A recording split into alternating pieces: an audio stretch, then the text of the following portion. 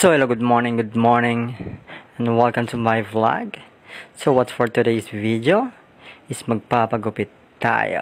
Alright. Kasi why, bakit? Kasi nga yung buhok natin ay naglalagas na. Yung as you can see, tingnan nyo guys, lumalagas na ang buhok ko. So bago pa tayo ma-stress at ma-depress, unahan na natin magpakalbo. So yun, let's go! Before pala ako ng pagupit, ito yung ganap at saka kwento niyan. So, early in this afternoon, while I'm taking a bath, I noticed na I'm falling for you. I mean, my hair is falling apart. And, while naliligo ako, syempre nakita ko na nalalagas na yung buhok ko. Natakot ako, syempre. Natakot ako at na-shock. So, yun, may nadali ko na yung ligo ko and decided to cut my hair. Magpapakalbo na lang ako kaysa ma-depress, ma-stress at saka matulala ako sa gilid. Babaliw ako. So yan. And before ako magpakalbo, may bumisita sa akin. May bumisitang artista sa akin from Argao. And yun, kita nyo naman, nagkita yung dalawang artista ng Argao, si James Blue and si Catherine Bernardo. Alright. Thank you so much, Tianel, sa pagbisita. And thank you so much for the wheelchair. Malaking tulong po ito. Thank you, Tianel.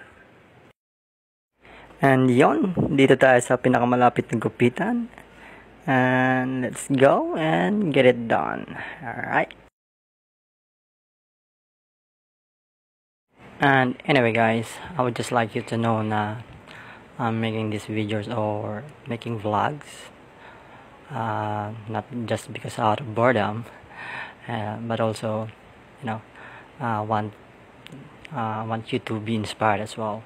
No matter how hard life throws us, just keep positive lang, be inspired, keep yourself motivated, and pray, and always smile. Be positive lang.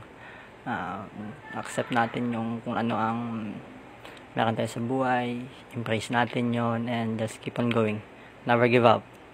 Pray tayo, have faith in God, trust His process, and embrace everything, and be positive, smile, keep on going, and never give up. Yun lang talaga.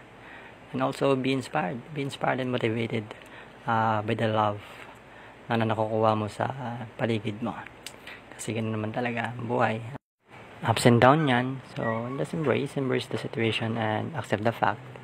And trust God. Never lose faith sa Kanya. Alam niya mas makakabuti sa atin lahat. And soon everything will be alright.